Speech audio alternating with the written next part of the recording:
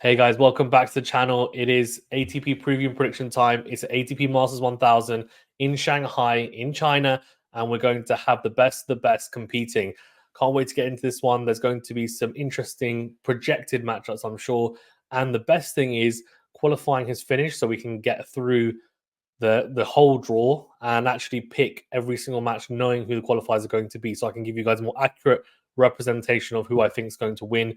As always, we're going to go through every single match from the first round and work our way through the draw, and eventually I'll give you guys my champion. Before we do get into it, though, remember to that like button, do subscribe if you're new, and do leave a rating or review if you're listening on a podcast platform. Also, shout out to our members on YouTube. Thank you for your support as always. Okay, so let's get into the draw then. So Jannik Sinner is the number 1 seed, and there's obviously been quite a bit of noise around him with the WADA appeal and the failed drugs test, obviously at the start of the year or towards the start of the year. But it seems to be something that isn't playing on his mind anyway. At least on court, it doesn't seem to be showing. That's for sure, because he's been playing some really good tennis. He's actually going to be playing in the final with Alcaraz in Beijing. So those two are going to be going head to head, which is going to be a really, really good final. And he's been playing some good tennis, as I said. And I think that puts him in good stead for Shanghai, where he didn't perform as well as he would have liked last year. Hurkacz is the reigning champion, and I don't think he's going to be one of the favourites to retain his title, just because his form hasn't quite been there. Andre Rublev made the final, went very close to pipping Hurkacz to the post in that final, but it wasn't to be. And the Russian also hasn't had the best of years, I think it's fair to say. So Sinner has a bye because he's seeded number 1, and then we've got Gerasimov qualifier versus Taro Daniel, that is. I'm actually going to go for Taro Daniel to get through that. Then we've got Carreño Busta versus Van der Zandschulp, a very good matchup. Of course, the Dutch player Botic beating Alcaraz at the US Open only a few weeks back, and he played some phenomenal tennis in that match. Carreño Busta has had historically some really good results on hard courts, but he's had some injury troubles, isn't maybe the player he once was. I'm going to go for the Dutch player to get through that. But what I will say is that Carreño Busta has played some decent tennis recently. Not saying it's his best, but his level's been pretty good. So don't sleep on him, quote unquote, causing the upset, although both are unseeded. Martin Etcheverry has a bye, as does Arthur Fils, who has been playing really, really well, the Frenchman, making the final of Tokyo, where he is currently playing Hugo Humbert. Roberto Bautista Agut is playing Roberto Carberes Baena, so the battle of the Robertos, and I think Bautista Agut is going to get the win there. Denis Shapovalov has qualified, and he, as we know, is a big hitting left-hander from Canada, and he's got an explosive game that can cause most of the players on tour a lot of trouble. Lorenzo Sonego could be one of those guys from Italy, and he's got a solid game, but he could easily be outpowered and outmuscled on court. However, I do think Sonego is going to get the win. I think he's just going to be the more consistent of the two. I'm still not sold on Shapovalov and just his overall game at the moment. I feel like he does lack consistency still, and I'm not sure whether he's ever going to be able to piece it together to make some more deep runs like he did at Wimbledon a few years back. So I'm hoping he can, but we'll see. And he has to prove me wrong, I think. But an exciting player to watch, nonetheless. There are barely any one-handed, left-handed players. And when I say one-handed, I mean one-handed backhands.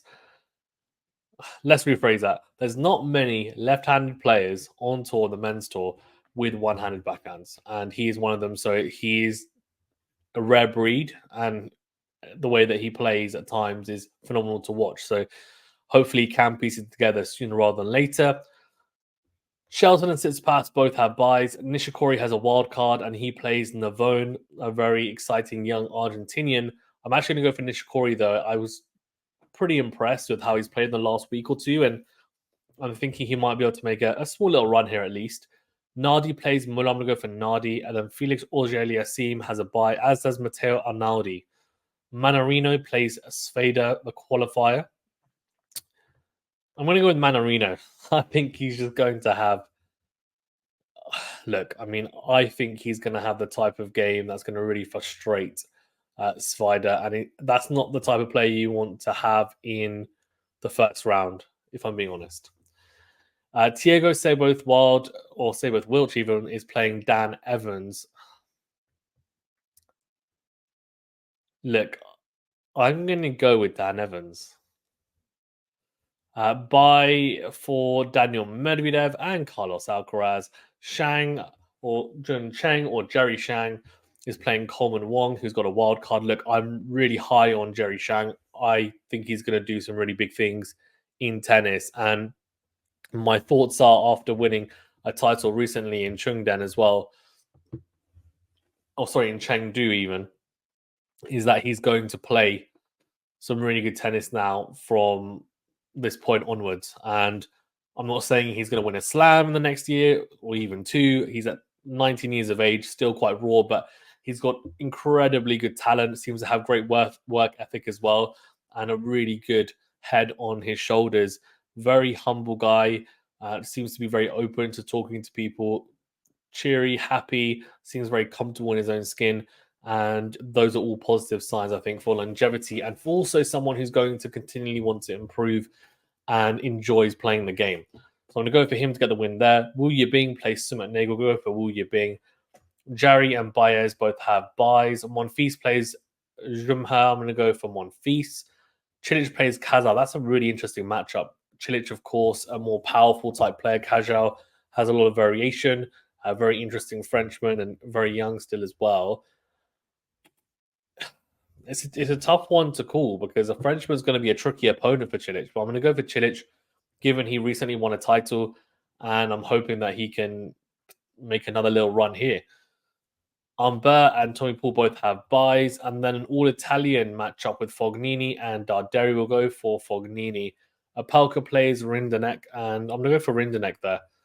I think Apelka, we know how good he is when it comes to shutting down opponents with his serve, but I don't think that's quite enough. And the rest of his game is still not as potent as I think it should be. And I do think he really struggles as soon as the serve is made back into play for the most part. Tabio and Mahak both have buys. Derek Fekina plays Gabriel Diallo. That's a really good matchup. I saw Gabriel Diallo at Wimbledon in qualifying, and look, he's got a very solid game. There's not huge gaping holes from what I can see anyway. Watching courtside, Fekina is another player who's very solid but more experienced on tour, and he would be, I think, arguably the slight favorite. But I'm actually going to go for the Canadian to cause an upset there.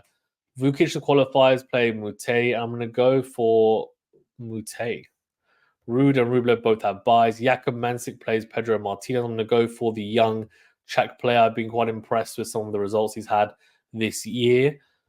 Then we've got Ramkumar Ramanathan, and he's a qualifier, and he'll be playing Alexander Shevchenko, a very promising young Kazakh player. I'm going to go for Shevchenko.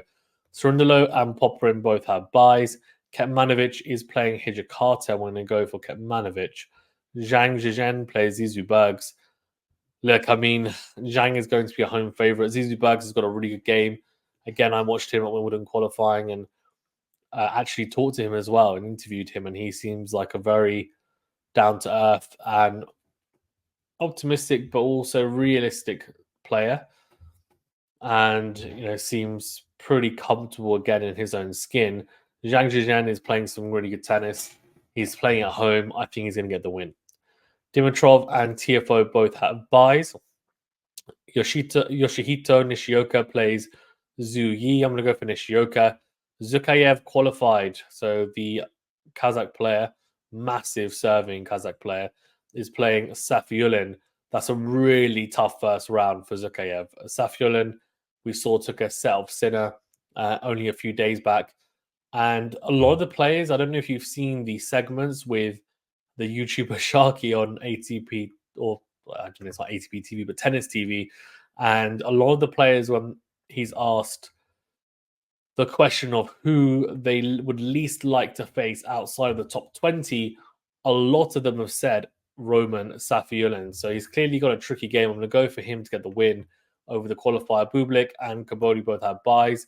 Then we've got a really good matchup. We've got the old experienced Grand Slam champion in Stan Wawrinka versus the up-and-coming Frenchman in Giovanni and Pesci Pericard. And look, it's going to be a question of Pericard's serve versus Stan's return, I think. And there's going to be a lot of emphasis on the serve return dynamics in this one because Stan's got a better game from the back of the court, there's no question. But can Pericard serve well enough to put pressure on Wawrinka, make it really tough for him on his own service games where he feels like he's constantly having to serve and he's getting through, the return games too quickly and he's not able to actually get into them. But Pericard on hard court, I think, isn't quite as potent as he is on other surfaces. So I'm going to go for Stan to get the win here. Then we've got Alex Michelsen versus Abu Yun Chakalte, and he's been playing really well. Made the semi-finals of Beijing, lost to Sinner today.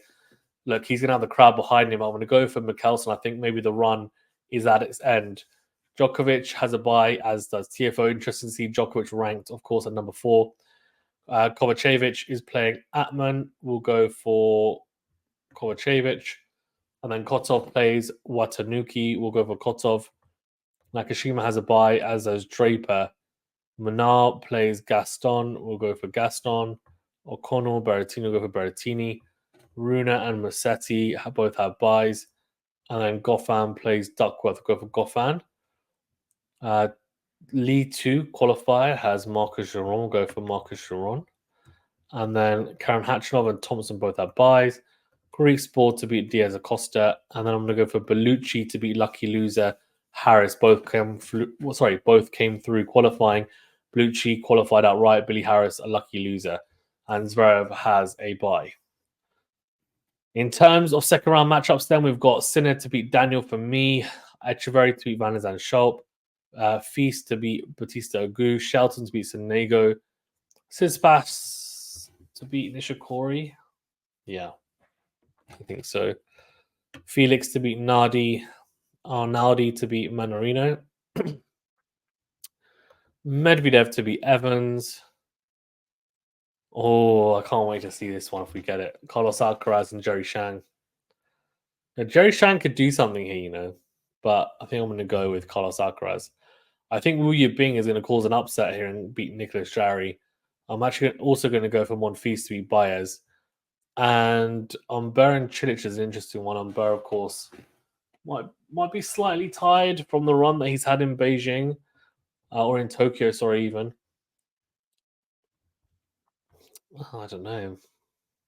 I'll go with Umber. Paul to beat Fognini. Tabio to beat Rindenek. And we'll go for Mahatch to beat Diallo. Okay, and then I'm going for Casper Ruud to beat Mute. I think that's a pretty solid pick. I'm going to go for the upset here. Jakub Mensik to beat Andrei Rublev. I think the Russian hasn't had the best of seasons. Jakub Mensik is a very exciting young talent, as we know, 18 years of age. So I think he'll probably be able to cause the upset. Cerundolo to beat Shevchenko. I think, Cerundolo's shown some really promising flashes this year. And Shevchenko hasn't quite kicked on as some people might have thought. Then we're going to go for Alexei Poprin, the relatively newly crowned Masters 1000 champion to beat Kekmanovic. And then I'm going for Grigor Dimitrov to beat home favourite Zhang Zhizhen. TFO to beat Nishioka. I think that would be a really good matchup, by the way, if we get that. Alexander Bublik to beat Safiullin. I'm going to go for Kaboli to beat Stan. I just think he might be a bit too solid for Stan, too consistent. I think Djokovic will get through Alex Michelsen okay. I think Michelsen in a few years' time, it could be a different story. But at the moment, I think he's probably a little bit too raw still to beat someone like a Djokovic. Fritz to beat Kovacevic, and then we've got Nakashima to beat Kotov. I'm going to go for Lehechka to beat Gaston here. Runa to beat Berrettini. I think that's a pretty good call. Berrettini, I'm hoping Jack Draper doesn't have the similar career to what Berrettini's had in the sense of making some good runs, looking like he's going to potentially win a slam and he's playing some really good tennis and then gets injured. And that has been Berrettini's biggest issue in his career. And it's been a massive shame because there's not a lot you can do. He does all of his due diligence with his conditioning and his physio. And I'm sure he's got some incredible specialists looking at his body and making sure that he's in tip top shape, but it just seems to fail him, unfortunately. And it just means his career's been stop start, and it's been really difficult for him to really kick on and add big improvements to his game and become that great player he could have been. Now, I'm not sure how his career could have panned out, but I wouldn't be surprised if he'd ended his career with a slam at least anyway. Holger Rune, I think he was pretty good in Tokyo, and I'm expecting him to kick on again in Shanghai. He had a really good tournament, I think, losing to Feast in 2 tiebreakers and played some good tennis and probably the best tennis of his season. So I think he'll get the win here. Musetti to beat Goffin and Hatchinol to beat Giron. Thompson to beat Griegspoor for me. And then Zverev to beat the talented youngster from Italy, Mattia Bellucci. In terms of third round, then, so we've got Sinner to beat Echeverry. I've gone for Arthur Feast to beat Shelton. I'm going to go for him to repeat that performance that he did in Tokyo. And look, Shelton could get the win. He beat, if I'm not mistaken, I think it was Shanghai. It could have been Beijing off the top of my head. He did beat Sinner in either this tournament or Beijing. And look, this was last year, and he played some phenomenal tennis. He clearly does like these courts, and I think these courts are slightly quicker actually than some of the other hard courts that we've seen in the American swing. For example, talking of Indian Wells and Miami. So I think this suits his type of explosive style. But I think Arthur Fields has a really good, well-rounded game. He obviously just won as well a title in in Tokyo, beating Hugo on Burns, saving a match point. So he's really got the momentum at the moment. I'm going to go for Tsitsipas to beat Felix Auger-Aliassime. I think Felix has to be really solid. If he can take advantage of the step backhand and really go hard into that corner, he could definitely have a chance. But his season has been... Look, I mean, it's difficult because I think a couple of years ago, there were maybe 5 to 6 players that you thought they're going to go win slams. And each year, there tend to be these new players that crop up and you think, oh, they could win a slam. They could win a slam. And we've now got to the stage where there's maybe 20 players that at some point in time, people in the tennis world would have thought, yes, they can win a slam. But it just seems like that's not going to be the case for a lot of these players now. I think Steph might be in that bracket. And I think Felix Auger-Aliassime, he's starting to fall into that bracket as well. And I'm not saying they won't win a slam, but it's becoming increasingly unlikely given the form. I think Felix especially, like he hasn't been in the top 10 now for a little bit of time, and that's going to affect him, right? And he hasn't had the form, and it hasn't even been injuries. It's just been form, which is, I think, is the more worrying thing out of the two. Matteo Arnaldi to play Medvedev. I think Medvedev will get the win. Arnaldi's a very dynamic player, but I think Medvedev will be able to get through that matchup and beat the Italian relatively comfortably. Played some pretty good tennis, losing to Alcaraz in the semi-finals of Beijing. And, I think he hasn't won a title since Rome last year, and I think he is due one at some point. So I'd be surprised if he goes the whole year without winning a title, if I'm being honest.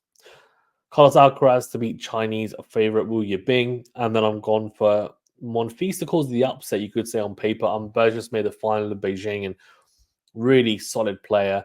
And I'm looking forward to seeing how he progresses as well. He's another player that a lot of people might think he could potentially go on and win a slam or do something big in some of the Masters 1000 tournaments in, in short term, in the short term even.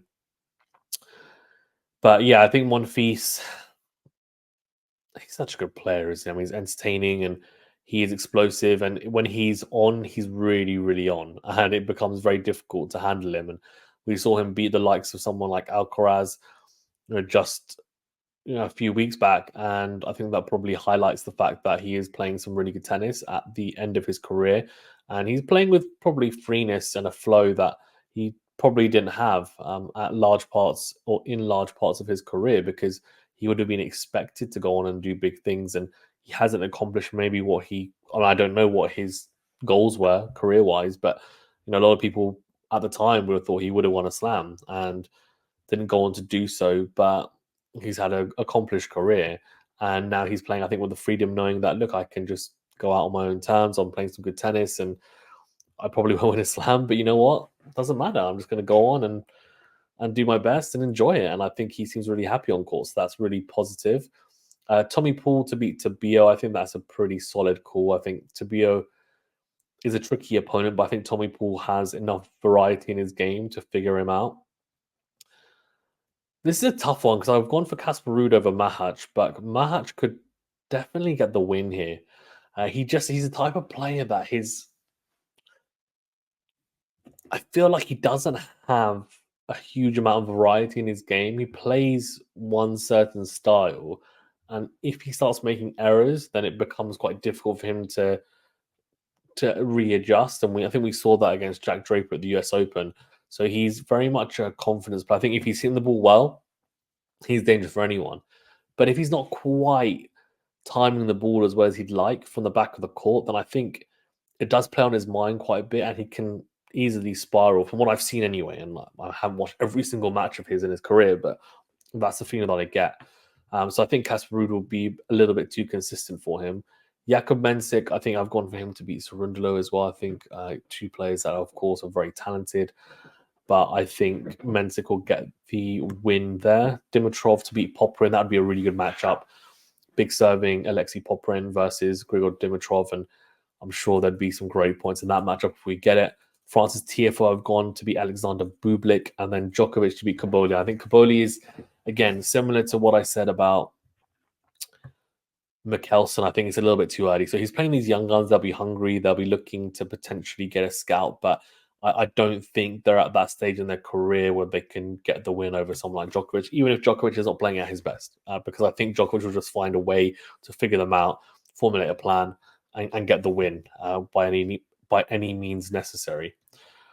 Fritz, I think, to beat Nakashima is not too wild a call. I think he's had a bit of time. Lost to Fils in Tokyo, and it wasn't shocking because I think he needs a bit of time after the US Open final loss. It will play on his mind, and I think he needs some time to rewind, and he didn't really have that. He came out and played a lot of tennis and played Labour Cup as well, and hasn't really had time to, I would imagine, to he hasn't had a lot of time to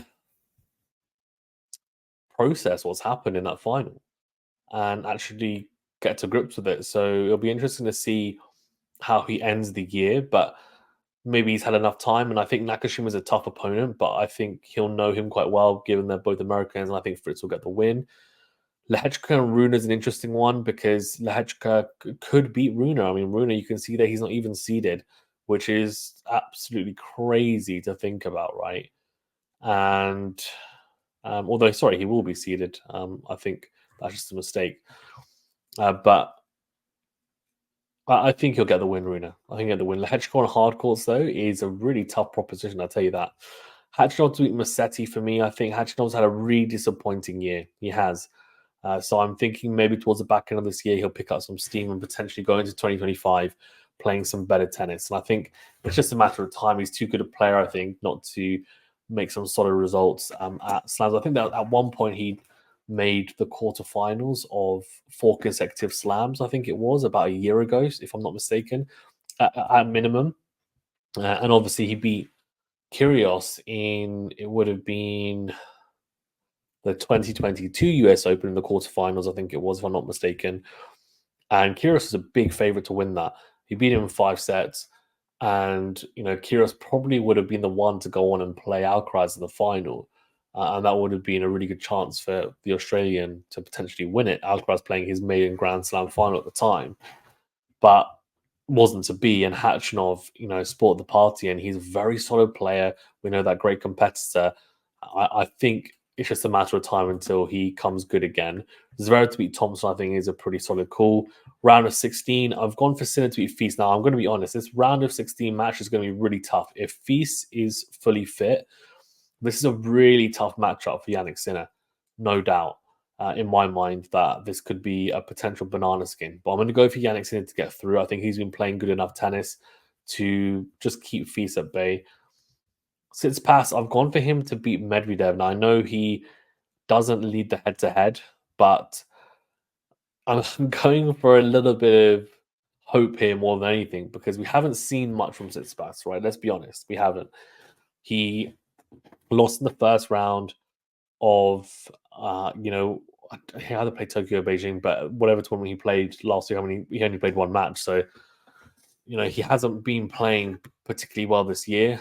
There was a glimpse of what he's capable of at the Laver Cup where he beat Kokonakis, who he'd lost to at the US Open, but it just hasn't been enough from him, I think it's fair to say. And it was Japan Open, lost to Mickelson in 3 sets, took the first set, but he just hasn't been.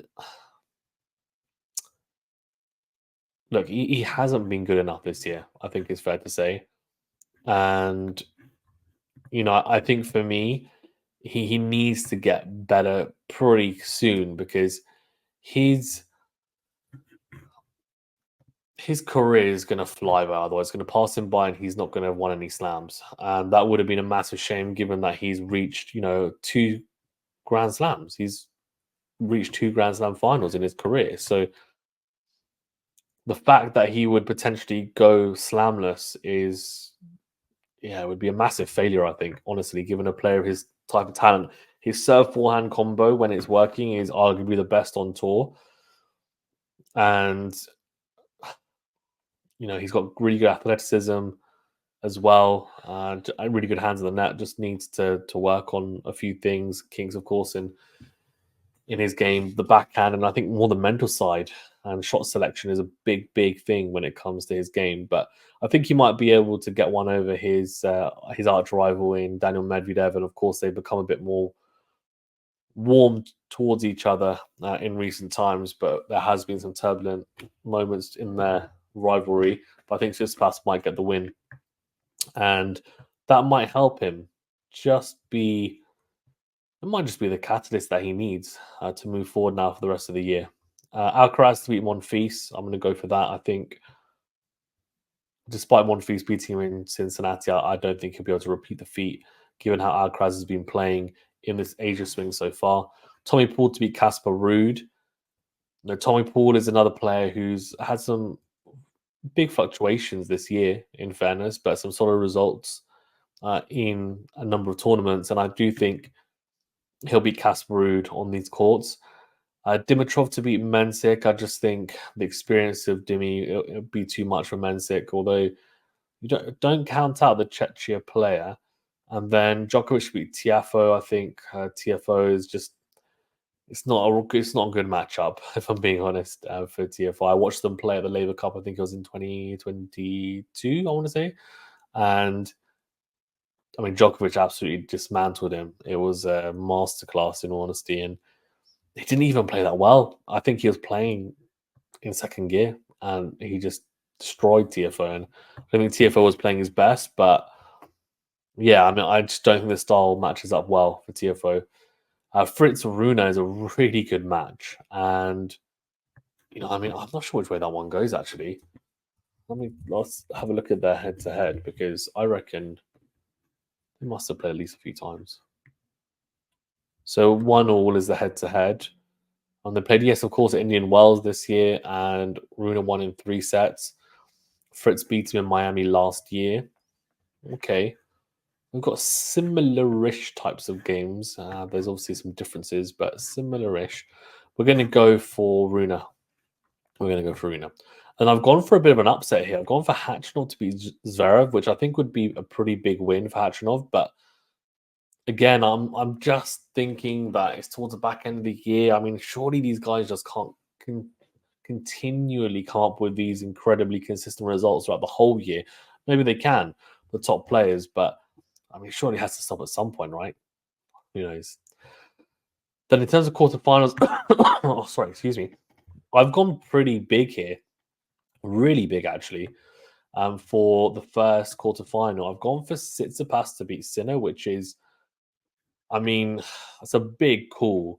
Tsitsipas hasn't beaten Sinner in a while, and he hasn't really shown anything to suggest that he'd do it. So do not take this prediction as gospel, that's for sure. And as I always say, do not take what I say, but as how you should judge matches. It's just my opinion. But the one time they played this year, Steph did win. It was on clay, but it's a little bit dubious, of course, with the double fault, and there was that line call. But he did win in the end in 3 sets, and I think Sinner was a little bit hampered by injury because he ended up not playing, after that because of a hip injury. So you could argue he wasn't at his best. So that's why Steph won. I mean, Steph does lead the head-to-head 6-3, but before that, Sinner won 2 out of the 3 matches last year. Steph won at the Australian Open last year in 5, but I mean, the Sinner from 2024 is just a different animal, I think. But he might take some confidence, Steph. If he gets through Medvedev, he could take some real confidence going into the Sinner match. And if it's not a ridiculously grueling match against Medvedev, then it probably puts him in good stead for the Sinner match. So I'm going to go for Tsitsipas. Alcaraz and Tommy Paul. Tommy Paul was giving Alcaraz trouble for part of their rivalry, but I think it's got to the stage where Alcaraz is just able to figure out how Tommy Paul plays now, and he's able to not get dragged into the super physical rallies from the baseline, and and almost get Tommy Paul to be able to play some of the points on his own terms. I think, as Alcaraz mentioned in Beijing, and it's a very interesting quote, and it shows the majority now in his game. He wants to play every match on his terms and make sure that the opponent is feeling uncomfortable at all times. And that's exactly how he should be playing. He's got such great variety that there's no excuse for him not being able to pull out all the stops to try and disrupt the rhythm of his opponent. Djokovic plays Dimitrov, and as much as I'd like to say Dimitrov wins, I think Djokovic would just, again, the matchup's not a good one for Dimitrov. And look, you can say that about 99.9% of players when it comes to Djokovic, and we're assuming that Djokovic is going to be fit enough. He could lose to any of these guys if he's at 40%. But if he's at 65% or more, then he probably still cleans up the majority of this lineup, and that's just how good a player he is. Rune and Khachanov. I'm going to go for Rune to get the win. I'm going to go for Rune. So I've gone for a very interesting semi-finals of Tsitsipas and Alcaraz and Djokovic and Rune. I'm actually going to go for Rune to beat Djokovic. I just think, Djokovic has said it himself. He's not really too fussed about any other tournament apart from really the slams and the Olympics, which he's just won now. So that's not going to be for another 4 years, and you'd imagine he'd be retired. I know he's joked about potentially playing it. So I don't think he's going to bust a gut playing in Shanghai. He'll go in and he'll enjoy it. He'll put his best foot forward, but he's not going to wreck his body, especially given that his knee seems a little bit iffy still, potentially. I mean, he's still strapped up, so I don't know what kind of state it's in. And then, of course, he's got the Six Kings Slam in Saudi as well, so I'm not sure whether he will go into this and be taking this as seriously as a slam anyway. I think it'll be more to just gauge where his level's at and try and keep himself ticking over, being competitive with these guys. And he always wants to win, but I don't at the same time think that he's going to sacrifice everything to get through this tournament and win it. It's a Masters 1000. At the end of the day, he's won this tournament multiple times. So we'll go for Rune to beat Djokovic, and then I've gone pretty big here with Tsitsipas to beat Alcaraz, which I think is a very bold call, because Alcaraz owns Tsitsipas really in the head-to-head. It's different when we compare it to the Sinner Tsitsipas head-to-head, where Tsitsipas is 6-3 up, Alcaraz is 5-0 up against Tsitsipas in the head-to-head. Steph has never beaten him, and this is a pretty crazy call to make, and I've gone pretty big on Steph here to beat Medvedev, Sinner, and Alcaraz back to back to back, and he probably will let me down if I'm being honest. But I have faith that these guys, this now gen, as we like to call it, are going to, at least some of them, are going to start showing glimpses of fighting back and saying, look, guys, look, we're still here. we can still win slams, and we're not going to just let you take over. And we saw that with Fritz at the US Open. I'm hoping Tsitsipas, for example, can now step up and do the same. Medvedev has had his moments, beat Sinner at Wimbledon, but then lost to Alcaraz, and it's tough playing them back to back. And I'm going again. That's what I'm saying. This is a really, really left field call, a very wild call to go for Tsitsipas to beat Medvedev, Sinner, and Alcaraz back to back to back. But you know what? You got to do it. You got to do it. Sometimes you got to put the boat out there, be brave, and we're going to go for that. Djokovic, Rune, yeah, as I said, I think Rune is just going to be a little bit too solid. He's been playing as well, so yeah. And then in terms of the final, then, so we've got Tsitsipas Rune final. And the question is, do I go for Tsitsipas to go all the way, or do I go for? I mean, look, if we get this final, it's actually win-win if you're a tennis fan. I'll tell you why. Even if you don't like Tsitsipas and Rune, whoever wins this, and in fact, whoever loses as well, if we get this final, this is good for tennis. I'm telling you, and I'll tell you why. Because Steph, as I said, is a now gen. If he wins this title, it gives him great confidence going into the rest of the year and then going into the Australian Open, which actually he's had really good results at, right? He's made multiple semi-finals, the final of the Australian Open as well. So it shows that he can play on fast, hard courts. So that's great going forward and moving forward. Rune has had a very turbulent season himself. He's been very disjointed with a coaching carousel where he just hasn't been able to get any stability in his team and also just in his performances, and the consistency hasn't been there. But he's picked up some good form in Tokyo, so fantastic. Great, right? And now it's a case of, can he capitalize on that, make something of it, win some titles, move forward, and then start to yet again be in the conversation with a Sinner and Alcaraz. And the only way to do that is by winning big tournaments like he did in 2022 when he beat Djokovic to win the Paris Masters. He needs to start winning Masters 1000 tournaments again. And then next step is, of course, slams. And this would be a big, big step in the right direction. Whoever loses, they still have the confidence knowing they've beaten some great players, especially if it was Steph, because Steph would have to most likely go through Medvedev, Sinner, and Alcaraz. I think Rune to beat Djokovic is still a big, big win. But I think his route is a little bit easier. I'm actually going to go for Holger Rune to take the title. This is a pretty big call. This is a very big call, by the way, because yes, he's played some good tennis in Beijing, but I'm going for him to make a big run here and take a title, which I'm sure a lot of people and a lot of you guys listening and watching will think, Fazan, that's not going to happen. So let's see. Let me know in the comment section who you think is going to win and why. Thanks very much, guys. Stay safe and well. We'll see you in the next video.